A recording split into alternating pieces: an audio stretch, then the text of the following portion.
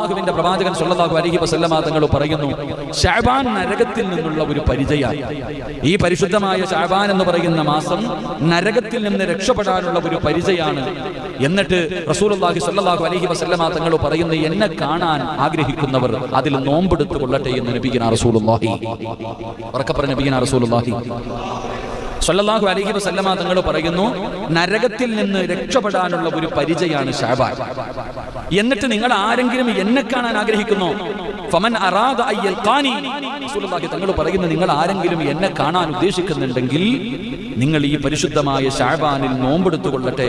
അതൊരു 3 ദിവസമാണെങ്കിലും ശരി. അല്ലാഹു നമുക്ക് ഈമാൻ നൽകുമാറാകട്ടെ.